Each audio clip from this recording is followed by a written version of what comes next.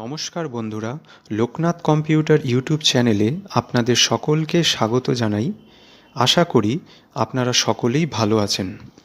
আজকের এই ভিডিও টিউটোরিয়ালটিতে আমরা প্রেজেন্টেশন কী, প্রেজেন্টেশন কেন ব্যবহৃত হয় এবং সবথেকে জনপ্রিয় presentation software Microsoft power point সম্বন্ধে কিছু বেসিক ধারণা নেব।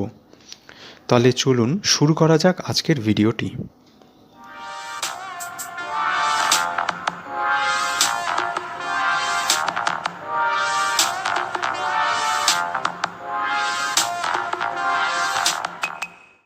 প্রথম যেই জিনিসটি আপনাদের সকলকে জেনে রাখতে হবে সেটি হচ্ছে প্রেজেন্টেশন কী।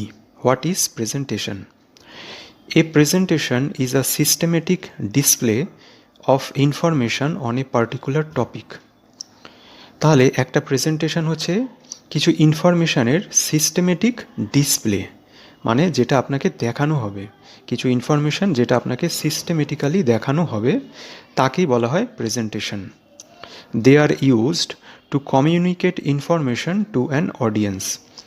ধরুন বন্ধুরা, এই যে আপনি ভিডিও টিউটোরিয়ালটি দেখছেন এটিও একটি presentation.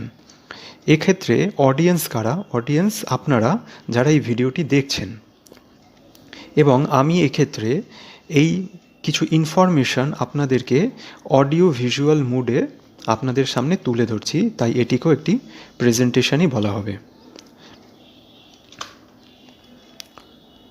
Purpose of a presentation, একটা প্রেজেন্টেশনের কি উদ্দেশ্য থাকে, কি কারণে ব্যবহৃত হয়। সাধারণত একটি প্রেজেন্টেশন টিচিং লার্নিংয়ে ব্যবহৃত হয়। আপনি স্কুল কলেজে দেখবেন টিচার্সরা তাদের স্টুডেন্টদেরকে জায়ান্ট স্ক্রিনে বা প্রজেক্টর দিয়ে বিভিন্ন শিক্ষণীয় বিষয় দেখান, আর সেই যে জিনিসটি দেখাচ্ছেন সেটিও কিন্তু এক ধরনের প্রেজেন্টেশন। এক্ষেত্রে আমি যে ভিডিওটি আপনাদেরকে দেখাচ্ছি এটিও এক ধরনের প্রেজেন্টেশন, এবং এটি টিচিং অ্যান্ড লার্নিং পারপোজেই ব্যবহৃত হচ্ছে। সেকেন্ড প্রেজেন্টেশনের ইউজ হয় পারফরমেন্স অফ আ কোম্পানি। আপনি বিভিন্ন রকম সিনেমা বা সিরিয়াল বা আপনি রিয়েল লাইফেও দেখে থাকবেন, কোম্পানিতে যখন বিভিন্ন রকম বোর্ড মিটিং হয় তখন সেখানে প্রজেক্টরে বা জায়ান্ট স্ক্রিনে সেই কোম্পানির গ্রোথ, লস, এগুলো বিভিন্ন জিনিস বিভিন্ন রকম স্লাইডে শো করানো হয় যাতে সেটি সহজে বোঝা যায়। মনে রাখবেন, শুধু ইনফরমেশান যখন আপনি কাউকে বলছেন সেটি তার মাইন্ডে যতটা না ইমপ্রেশন দিচ্ছে, তার থেকে বেশি ভিডিও বা গ্রাফিক্যাল রিপ্রেজেন্ট বেশি তার মাইন্ডে একটি ইমপ্রেশন দেয়। তাই প্রেজেন্টেশনের আরেকটি বহু ব্যবহৃত স্থান হচ্ছে কোম্পানি, যেখানে মিটিংয়ে প্রেজেন্টেশনের মাধ্যমে তাদের গ্রোথ, লস, ইনকাম, রেভিনিউ সব তুলে ধরা হয়। প্রেজেন্টেশনের আরেকটি ব্যবহৃত স্থান হচ্ছে শপিং মল, ব্যাংক, হসপিটাল, এরকম বিভিন্ন জায়গা যেখানে তারা তাদের প্রোডাক্ট বা তারা তাদের সার্ভিসকে প্রেজেন্টেশনের মাধ্যমে তাদের কাস্টমারের সামনে তুলে ধরে। আপনি যদি ব্যাংকে গিয়ে থাকেন তাহলে দেখবেন যে ব্যাংকার্সরা তাদের ব্যাংকে একটি টিভি বা একটি স্ক্রিন লাগান, এবং সেখানে ব্যাংকের বিভিন্ন রকম সার্ভিস বা বিভিন্ন রকম লোন, এই সব জিনিস যা তাদের প্রোডাক্ট সেগুলো সেই স্ক্রিনে শো করতে থাকে, সেটি একটি প্রেজেন্টেশন।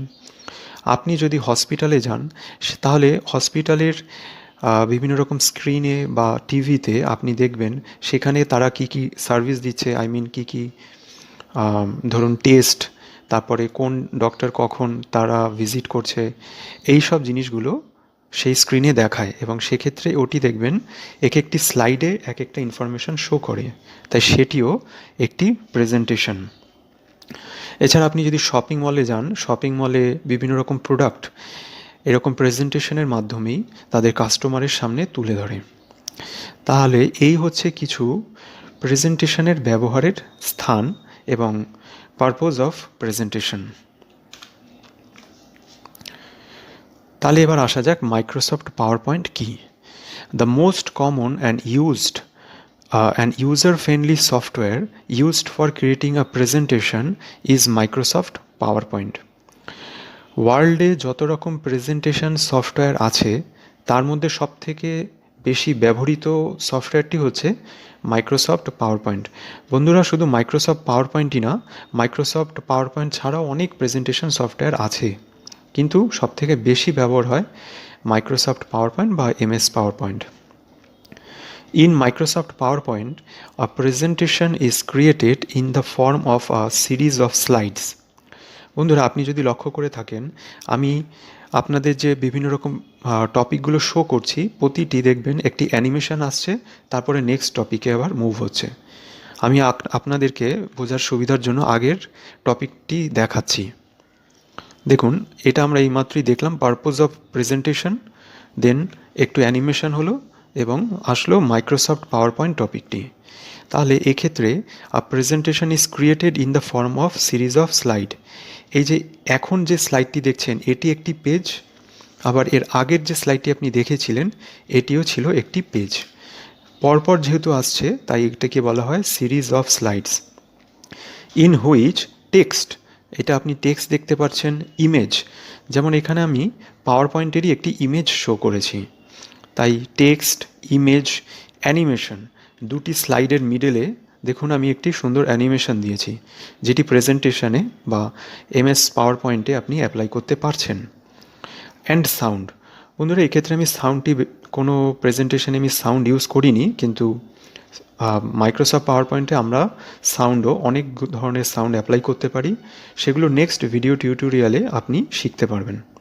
তাহলে in MS power point a presentation is created in the form of series of slides, individual pages, মানে স্লাইডগুলো হচ্ছে individual pages, in which text, images, animations and sound can be added. তাহলে বন্ধুরা, এই ছিল আজকের ভিডিও টিউটোরিয়াল। যদি ভিডিওটি আপনার ভালো লেগে থাকে তবে আমি আপনাদের কাছে রিকোয়েস্ট করব ভিডিওতে একটি লাইক দেবার এবং আপনার চেনা পরিচিত বন্ধুবান্ধবের মাঝে ভিডিওটি শেয়ার করার। যদি আপনি এই চ্যানেলের নতুন ভিউয়ার্স হন তবে আমি আপনার কাছে রিকোয়েস্ট করব চ্যানেলটিকে সাবস্ক্রাইব করে পাশে থাকা বেল আইকনটিকে ক্লিক করে রাখবেন। আপনাদের সকলের সাথে দেখা হচ্ছে পরবর্তী ভিডিওতে নতুন ইনফরমেশন নিয়ে।